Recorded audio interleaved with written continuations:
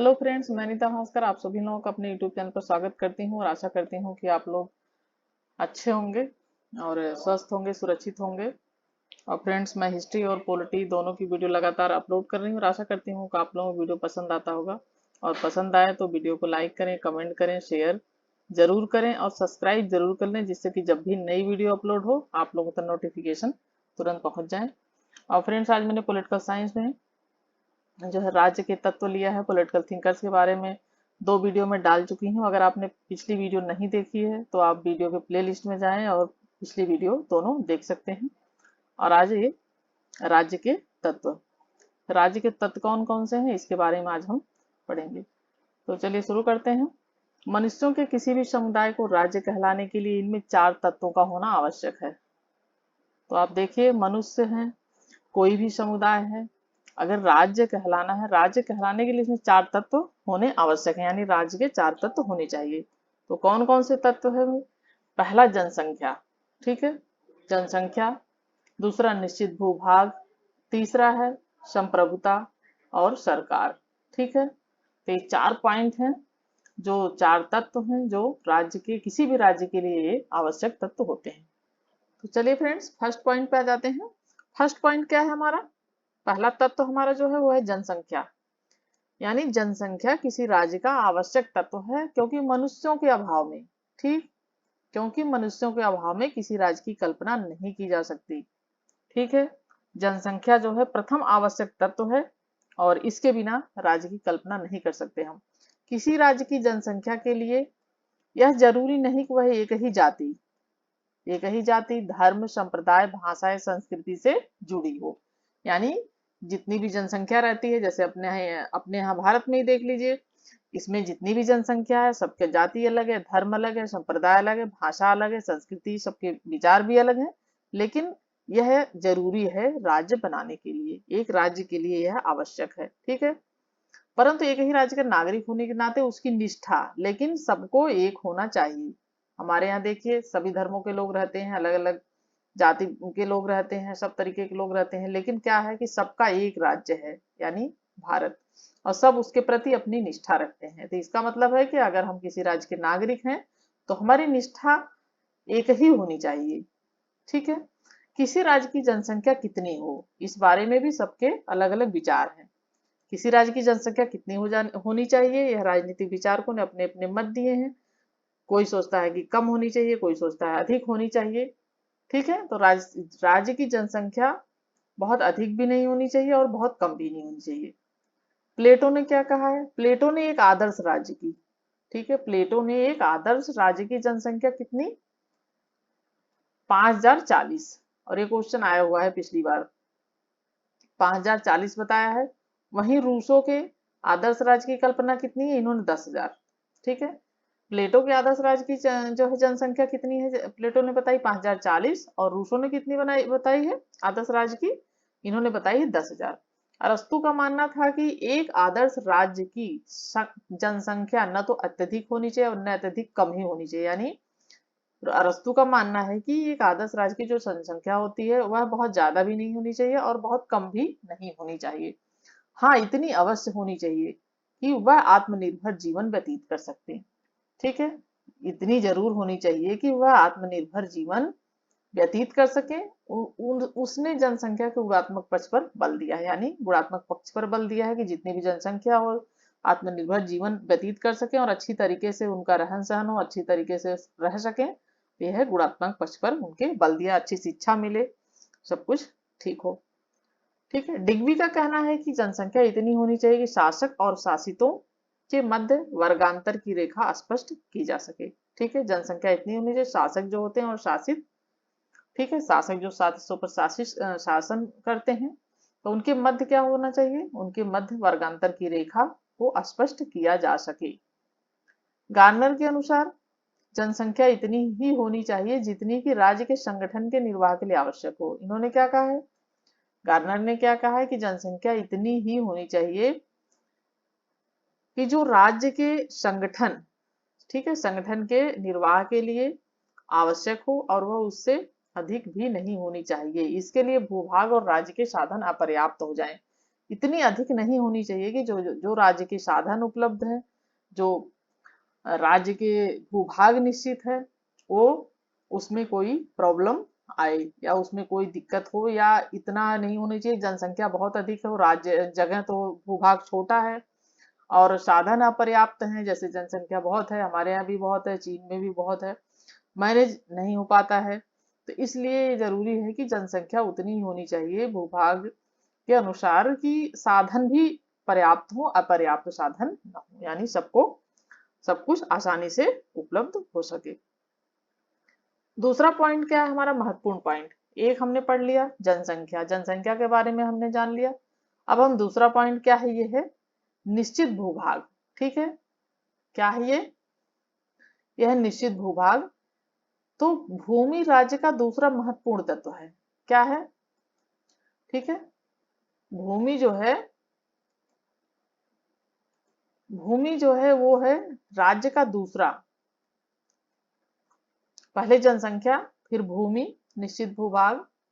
तो भूमि क्या है? राज्य का महत्वपूर्ण तत्व है। खानाबदोश कबीलों को राज्य की संज्ञा नहीं दी जा सकती। ठीक है, जो खानाबदोश कबीले हैं उनको राज्य की संज्ञा नहीं दी जा सकती। इनका कहने का मतलब यह है कि जो एक जगह से दूसरी जगह, खानाबदोश का मतलब है कि जो एक जगह से कबीले टाइप के होते हैं, कुछ दिन यहाँ रह लिए, कुछ दिन दूसरी जगह जाके रह लिए, कुछ दिन और कहीं बस गए, वहां पे फिर ठिकाना लगा लिया। तो इस तरीके से कबीले जो एक प्रकार की जाति होती, खानाबदोश मतलब आज यहाँ कल वहां कहीं भी ये लोग अपना रह लेते हैं। और तो इस तरीके के जो लोग रहते हैं तो उनके उन्हें उस तरीके से उन्हें राज्य की संज्ञा मतलब नहीं दी जा सकती। अगर इस तरीके से जिंदगी व्यतीत कर रहे हैं वो, तो उसमें किसी भी तरह का राजनीतिक संगठन क्यों न भी, चाहे वो आपस में राजनीतिक रूप से संगठित हों, लेकिन उन्हें जो है राज्य का दर्जा, राज्य की संज्ञा नहीं दी जा सकती। ठीक है, भूभाग से तात्पर्य केवल जमीन की ऊपरी सतह से नहीं है, यानी जो भूभाग है, जमीन है कि ऊपरी सतह से, उसका मतलब एरिया से मतलब नहीं है कि हाँ इतना एरिया है और ये है। इसमें और भी चीजें आवश्यक हैं, और भी तत्व इसमें आवश्यक होनी चाहिए, जैसे नदियां होनी चाहिए, सरोवर होना चाहिए। ठीक है, सरोवर मतलब तालाब, खनिज पदार्थ होने चाहिए। अगर जमीन है और उसमें कुछ है ही नहीं, कुछ उपलब्ध नहीं है, कोई संसाधन नहीं है, कुछ भी नहीं मिल रहा है, तो फिर उस जमीन का कोई मतलब नहीं बनता है। खेती नहीं हो पा रही है, खेती लायक जमीन नहीं है, तो लोग फिर खाना कहाँ से खाएंगे? ठीक है, पर्यावरण भी वहां पे अच्छा होना चाहिए और सब कुछ सुरक्षित होना चाहिए। तो ये सब चीजें बहुत जरूरी है राज्य के लिए। यह सब भी आवश्यक, अंतरिक्ष भी इसमें शामिल है, समुद्र भी शामिल है, नदियां, सब कुछ इसमें शामिल है। तो इसका मतलब है भूभाग में ये सब चीजें भी बहुत महत्वपूर्ण स्थान रखती हैं। ठीक है, इनका होना भी जरूरी है जमीन के अलावा। क्लेवर प्रथम प्रथम लेखक था, ये चीज पे पॉइंट पे ध्यान दें। ये था प्रथम लेखक। कौन था? क्लेवर, जिसने 1817 ईस्वी में राज्य के लिए निश्चित भूभाग, ठीक है, का होना आवश्यक माना था। ये ध्यान रखें, क्लेवर कौन था? ये प्रथम लेखक था जिसने 1817, कब की बात है ये? 1817 ईस्वी में, 1817, ठीक है, 1817। तो ये है निश्चित भूभाग का जो है इसने होना आवश्यक माना था। अरस्तु के अनुसार आदर्श राज्य में नागरिकों के पास अपनी भौतिक आवश्यकता की पूर्ति हेतु पर्याप्त भूभाग आवश्यक है। अरस्तु ने अनुसार आदर्श राज्य में नागरिकों के पास अपनी भौतिक आवश्यकता की पूर्ति के लिए पर्याप्त भूभाग आवश्यक है। ब्लनसली के अनुसार राज्य का व्यक्तिगत आधार जनसंख्या है, यानी राज्य का व्यक्तिगत आधार जनसंख्या है। राज्य का भौतिक आधार भूमि है, जनसंख्या भी होनी चाहिए, भूमि भी होनी चाहिए। बिना भूभाग के क्या है? राज्य संभव नहीं है। बिना भूभाग के क्या है? राज्य संभव नहीं है। जेनेलिक ने क्या कहा? जेनेलिक ने भी राज्य के लिए भूमि को आवश्यक माना है। ठीक है, बिलोवी और सीले हाल 3 वैज्ञानिक है जिन्होंने भूमि को राज्य का आवश्यक तत्व माना है। इन्होंने भी राज्य का आवश्यक तत्व माना है भूमि को। भू क्षेत्र का आकार क्या हो, इस संबंध में सामान्य मत यह है कि राज्य का आकार उतना ही होना चाहिए जिससे उसकी समुचित सुरक्षा हो सके, यानी बहुत बड़ा आकार भी राज्य का नहीं होना चाहिए कि हम उसकी देखभाल ही न करें, हम उसकी सुरक्षा को सुनिश्चित न कर पाए और वह असुरक्षित हो। ठीक है, तो बहुत बड़ा आकार भी होना ठीक नहीं है। जैसे छोटे छोटे देश हैं, आपने देखा होगा, छोटे छोटे जो देश हैं वो बल्कि ज्यादा आत्मनिर्भर होते हैं और ज्यादा वहां पे तरक्की हो पाती है, क्योंकि वो अच्छी तरीके से पूरी देखभाल कर पाते हैं। और जैसे भारत है और चीन है, ये सब बड़े देश हैं, तो इनमें क्या होती है, हमें दिक्कत आती है इन सब चीजों को सुरक्षित रखने के लिए। तो इसलिए उसकी समुचित सुरक्षा जो है निश्चित होनी चाहिए। और जनसंख्या वित्तीय दृष्टि से आत्मनिर्भर जीवन व्यतीत कर सके और उनकी समुचित सुरक्षा हो सके, और जनसंख्या जो वहां की है वह वित्तीय दृष्टि से यानी आर्थिक दृष्टि से भी आत्मनिर्भर हो और अपना जीवन आराम से व्यतीत कर सके अच्छी तरीके। क्योंकि आज जहाँ रूस चीन, देखिए रूस है बड़ा देश है, चीन है बड़ा देश है, विशाल आकार वाले राष्ट्र, वहीं फिजी छोटा देश है, मॉरिशस छोटा देश है, वेटिकन सिटी छोटा देश, जैसे लघु आकार के भी राज्य हैं, ये बल्कि ज्यादा तरक्की कर पाते हैं क्योंकि इनकी जनसंख्या भी कम होती है, इनका आकार भी छोटा होता है, तो ये अच्छी तरीके से देखभाल कर पाते हैं। तीसरा पॉइंट क्या है, सरकार, गवर्नमेंट। ठीक है, गवर्नमेंट बहुत जरूरी है किसी भी राज्य के लिए। सरकार राज्य का संगठनात्मक तत्व है और सरकार के रूप में राज्य अपने आप को व्यक्त करता है। तो क्या है, सरकार जो है वो क्या है, राज्य का संगठनात्मक तत्व है और सरकार के रूप में राज्य अपने आप को व्यक्त करता है। कानून, रक्षा, शांति, ये सब चीजें तभी हो पाएंगी जब गवर्नमेंट होगी, सरकार होगी, शांति होगी, व्यवस्था होगी, रक्षा होगी, कानून की स्थापना होगी, ये सब चीजें सरकार से ही होती हैं और सरकार ही ये सब चीजों की व्यवस्था करती है। जो कि अपेक्षित वित्त के लिए, यानी वो सरकार क्या करती है, लोगों पे टैक्स लगाती है। सरकारी, जैसे अपने यहाँ ही देख लीजिए, सरकारी अधिकारी हैं उन पर टैक्स लगता है, रोड टैक्स, बहुत सारे टैक्स होते हैं। और उन टैक्स के द्वारा क्या करती है सरकार, कर जो लेती है उससे जो है खर्चा सरकार का चलता है और सरकार इन सब चीजों पे नियंत्रण लगाती है। ठीक है, तो जो अपेक्षित वित्त के लिए जनता पर उचित कर भी सरकार क्या करती है, लगाती है, उन्हें सहूलियतें देती है तो उन पे कर भी लगाती है, जिससे कि और चीजों की सब देखभाल हो सके, आवश्यक रूप से सब कार्य जो है हो सके। सेवाओं के विस्तार के कारण राज्य का स्वरूप कल्याणकारी राज्य क्या हो गया है, यानी आजकल ज्यादा ध्यान दिया जा रहा है हर चीज पे, तो उसका मतलब क्या है कि आज का जो स्वरूप है वो कल्याणकारी राज्य में परिवर्तित हो गया है। जैसे प्राचीन काल में क्या था कि जो है एक दूसरे को मारना काटना, राजा महाराजा एक दूसरे को, बहुत सारी चीजें होती थी, इतिहास में आपने पढ़ा ही है। तो इस तरह की दिक्कत नहीं होनी चाहिए, सबका कल्याण होना चाहिए, सबको लाभ मिलना चाहिए और किसी को कोई दिक्कत नहीं होनी चाहिए, उसे हम कहते हैं कल्याणकारी राज्य। आर्थिक दृष्टि से, सामाजिक दृष्टि से, हर तरीके की से जो है लोग खुश हों। ठीक है, किसी भी राज्य में चाहे कोई भी शासन प्रणाली क्यों न अपनाई गई, परंतु वहां एक स्थिर सरकार का होना आवश्यक है, और स्थिर सरकार का होना आवश्यक है, अस्थिर नहीं, यानी सरकार की स्थिरता भी आवश्यक है, अस्थायी भी सरकार का होना आवश्यक है, क्योंकि राज्य सत्ता का व्यवहारिक क्रियान्वयन सरकार द्वारा ही जो है किया जाता है। ब्लंसली के अनुसार यदि शासन नहीं होगा तो अराजकता होगी। ब्लंसली क्या कहते हैं, यदि शासन नहीं होगा, यानी मान लीजिए सरकार नहीं होगी तो क्या होगा, अराजकता होगी, विद्रोह होगा, है, ये सब दिक्कतें आएंगी और राज्य का क्या होगा, अंत हो जाएगा। प्राचीन काल में ऐसा ही तो होता था, राजा महाराजा कुछ टाइम शासन करते थे, फिर ढंग से चीजें नहीं हो पाती थी, तो उसके बाद पता चला कि लड़ाई हो गई, युद्ध हुआ और वो जो है फिर प्रॉब्लम आती थी और अराजकता फैल जाती थी, विद्रोह हो जाता था, फिर उनका क्या होता था, राज्य का अंत हो जाता, किसी दूसरे शासन दूसरे फिर उसके आ गए और उन्होंने फिर उस पर अधिकार कर लिया। तो ये सब चीजें नहीं होनी चाहिए, यानी यदि शासन नहीं होगा तो अराजकता होगी और राज्य का क्या होगा, अंत हो जाएगा। लिकोक का क्या कहना है, लिकोक का कहना है कि सर्वोत्तम सत्ता के प्रति आज्ञा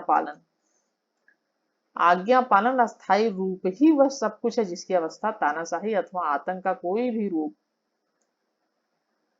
जो इन शर्तों को पूर्ति करता है, बिल्कुल उसी प्रकार किसी राजनीतिक समुदाय की स्थापना करता है जैसे शासन जिसकी सत्ता सामान्य स्वीकृति पर आधारित होती है। ठीक है, अब हमारा सबसे महत्वपूर्ण पॉइंट क्या है, हमारा फोर्थ पॉइंट है, सबसे महत्वपूर्ण पॉइंट और इम्पोर्टेंट भी नहीं, इसके बिना राज्य की कल्पना भी हम नहीं कर सकते हैं, संप्रभुता। ठीक है, संप्रभुता राज्य का वह आवश्यक तत्व है जो अन्य सहचर्यों से राज्य को पृथक करता है।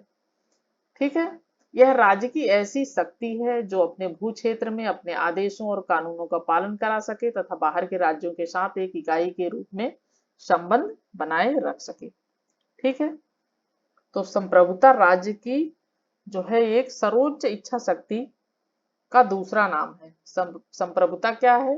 राज्य की एक सर्वोच्च इच्छा शक्ति का दूसरा नाम है। राज्य के सभी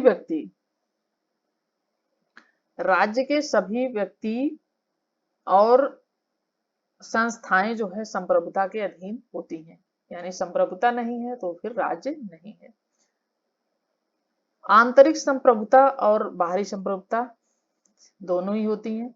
आंतरिक संप्रभुता क्या अर्थ है कि राज्य इसके भीतर निवास करने वाले और संस्थानों से ऊपर है, सभी के लिए राज्य का आदेश का पालन आवश्यक है।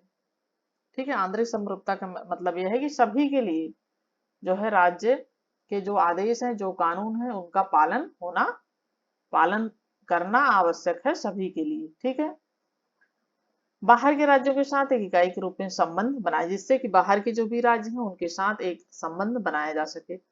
राज्य अपने इसी लक्षण के कारण विधि सम्मत बल प्रयोग का अधिकार रखता है और इसी वजह से राज्य क्या करता है कि कानून के उसमें आगे और अपना बल का प्रयोग भी करता है। यदि आप किसी ने जो है वो किया है,